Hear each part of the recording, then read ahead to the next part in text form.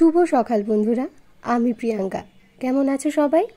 আশা করছি সবাই খুব ভালো আছো এবং সুস্থ আছো। আমিও ভালো আছি, আমার পরিবারও সুস্থ আছে। আমার আরও একটি নতুন ব্লগে তোমাদের সবাইকে অনেক অনেক স্বাগত জানিয়ে আজকের ব্লগটা এখন থেকে শুরু করছি। ঘড়িতে এখন প্রায় সকাল 7:30। সকাল সকালই উঠেছি, সকাল সকালই ঠাকুর ঘরের সমস্ত কাজ সারা হয়ে গেছে। ঘরটাও মুছে নিলাম। ঠাকুরের বাসনকোসনগুলো মেজে নিয়ে শিব মন্দিরে উপর দিয়ে দিলেই ব্যাস, আজকের সকালের মতন ঠাকুরের ঘরের কাজ কমপ্লিট।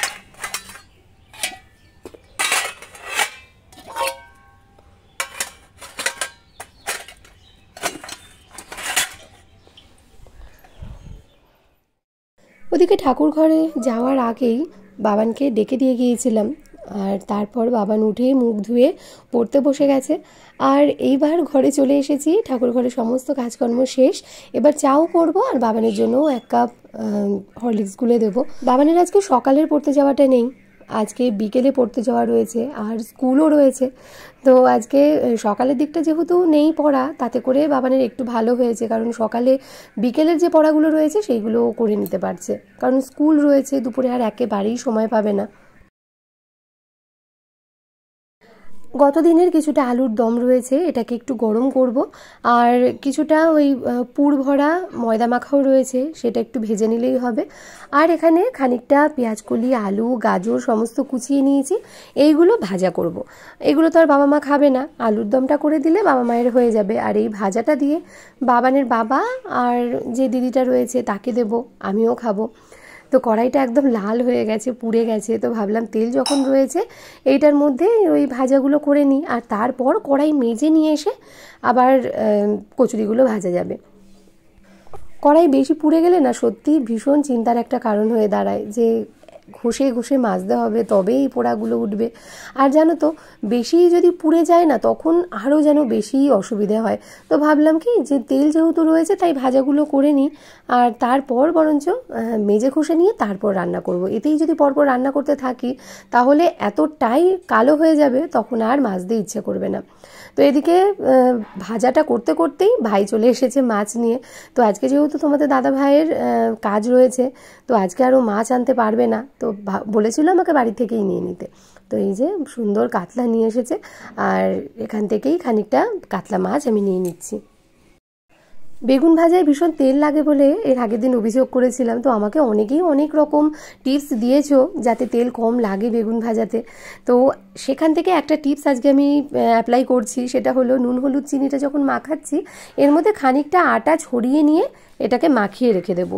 এতে করে নাকি বেগুনটা তেলটা নাকি কম লাগবে। তবে তেল কম লাগবে কিনা জানি না, তবে ব্যাপারটা কিন্তু বেশ ক্রিস্পি হবে সেটা বোঝা যাচ্ছে। তো দেখা যাক আজকে ট্রাই করে নতুন একটা টিপস, তেল কম লাগে কিনা। তো এটা যদি সত্যিই হয় তাহলে কিন্তু এটা একটা বেশ কাজের টিপস হবে, আর আমার জানার সাথে সাথে কিন্তু অনেকেই এটা জেনে যেতে পারবে যে হ্যাঁ সত্যিই এইটা ভীষণ কাজে লাগে। কচুরির ময়দা যতটুকুনি মাখা রয়েছে তাতে করে বাবান আর বাবানের বাবার হবে, বাকি কারোরই হবে না। তো সেই কারণে খানিকটা আটাও আমাকে মাখতে হলো। আর এখানে এই যে এতটা তেল দিয়েছি, তার মধ্যে বেগুনগুলো ছাড়লাম। এবারে দেখার যে কতটা তেল বেগুন ভাজার পরেও অবশিষ্ট থাকে। এদিকে মেথি শাক নিয়ে এসেছে তোমাদের দাদা ভাই, আর বাঁধাকপি কুচিয়ে রেখেছি, বাঁধাকপিটাও না রান্না করব, তবে নিরামিষ করেই বাঁধাকপি আজকে রান্না করব। আর এই যে বেগুন ভাজাটা বেশ ভালোই হচ্ছে, তেল কিন্তু মনে হচ্ছে যে একটু কমই লাগছে, কারণ যেরকম তেলটা আমি দিয়েছিলাম, যদি আমি ময়দাটা মানে আটাটা না মাখাতাম তাহলে কিন্তু একেবারেই তেল এই কড়াইতে থাকতো না, পুরোটাই টেনে নিত। সেখান থেকে দেখো এক পিঠ ভাজা হয়ে গেছে, তাতে করেও কিন্তু অনেকটা তেল রয়েছে। মানে এটা বেগুনটা চেপে যদি তুলে নিই তাতে করে কিন্তু আরও 3টে বেগুন আমার ভাজা হয়ে যাবে। আর দেখো ঠিক তাই, আমার কিন্তু আরও 3টে বেগুন ওই তেলের মধ্যে দিয়ে দিয়েছি, আর এগুলোও কিন্তু বেশ ভাজা হচ্ছে। তার মানে দাঁড়ালো যে সত্যি এই টিপসটা কিন্তু ভীষণ কার্যকারী। তো এবার থেকে জেনে নিলে তোমরাও সবাই কিন্তু ঠিক এই টিপসটা অ্যাপ্লাই করো। যখন বেগুনটা এরকম নুন হলুদ চিনি মাখাবে তখন তার মধ্যে কিন্তু অল্প একটু আটা ছড়িয়ে দিও, আর সেটা পুরোটা ভালো করে মাখিয়ে নিলেই ব্যাস তেল কম দেওয়া বেগুন ভাজা রেডি হয়ে যাবে। আর এই যে এখানে সবার খাওয়া দাওয়া হয়ে গেছে, আর এই তো খানিকটা আলুর দম আর 2টো কচুরি নিয়ে আমিও বসে গেছি। ওদিকে বাবানও খাচ্ছে, সবারই বেশ 2টো হয়ে গেছে। তো বাসি আলুর দমটা খেতে কিন্তু বেশ লাগে। আমি কিন্তু আজকে একটুকু গরম করিনি, গরম করলেই ওই এর মধ্যে জল দিতে হতো, আর স্বাদটা যেন একেবারেই চলে যেত। এদিকে মাছগুলো ভাজা বসিয়ে দিয়েছি, আজকে অনেক দিন বাদেই কাতলা মাছ রান্না করছি। এদিকটাতে মা বলেছে একদম আলু দিয়ে পাতলা করে বাবা আর মায়ের মাছের ঝোলটা রান্না করতে, কাঁচা লঙ্কা চিড়ে আর জিরের গুঁড়ো দিয়ে, তো সেই রকমটাই করে নিচ্ছি। বাবান বলেছে মাছ ভাজা রাখতে, তারটা তাই রাখছি। আর খানিকটা গতকালের ওর ডাল রয়েছে, সেইটা গরম করে নিচ্ছি। আর আমাদের মাছটা বেশ এরকম আলু দিয়ে পেঁয়াজ রসুন দিয়ে যেমন করে কাতলা মাছ রান্না করে ঠিক তেমনভাবেই রান্না করবো। আর আলুটা জানো তো একটু না আমি সেদ্ধ করে নিয়েছি, যাতে করে ওবেলা পর্যন্ত আলুটা বেশ নরম থাকে। কাতলা মাছটা যেহেতু তোমাদের দাদাভাই এখন একেবারেই খেতে চায় না কোলেস্ট্রলের জন্য, সেই কারণে কিন্তু এখন নেওয়াটাও কমই হয়। এদিকে রান্না বান্না করতে করতে হঠাৎ চলে এসেছিল 20 টাকাওয়ালা হরেক রকম জিনিসপত্র। তো সেই দেখে তো দৌড়ে চলে গিয়েছি। আমার আবার একটু স্বভাব আছে, মানে এইরকম বাসনকোসন আসলে না দেখে না কিনে পারি না।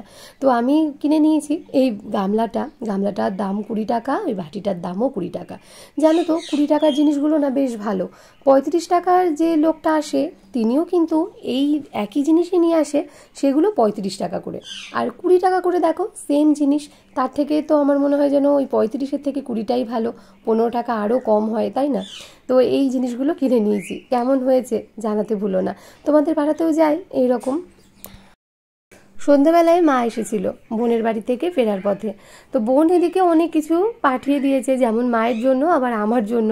ওদের ওখানে না এই কপি ভীষণ সস্তা, আমাদের এখানেও সস্তা, তবে ওদের ওখানকার কপিগুলো না দেখো বেশ সুন্দর, 5 টাকায় বেশ অনেক বড় বড়। তো সেখান থেকে একটা কপি আমার জন্য পাঠিয়েছে, তার সাথে বেশ লম্বা লম্বা তরোয়ালের মতন এক একটা বেগুন পাঠিয়েছে।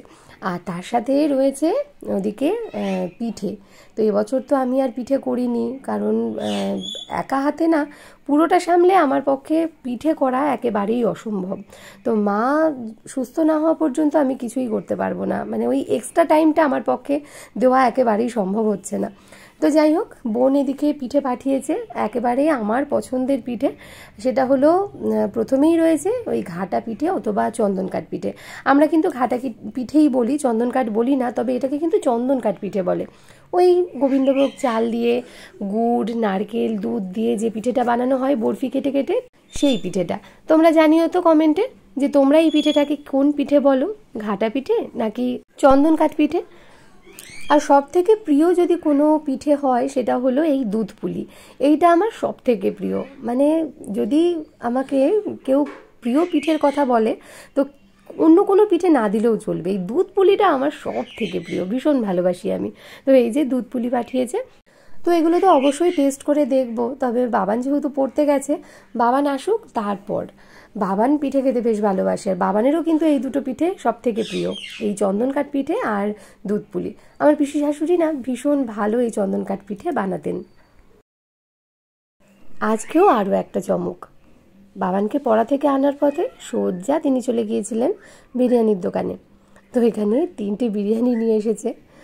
এখানে একটা রয়েছে মাটন বিরিয়ানি তোমাদের দাদা ভাইয়ের জন্য, আর 2টো চিকেন বিরিয়ানি আমার আর বাবানের জন্য।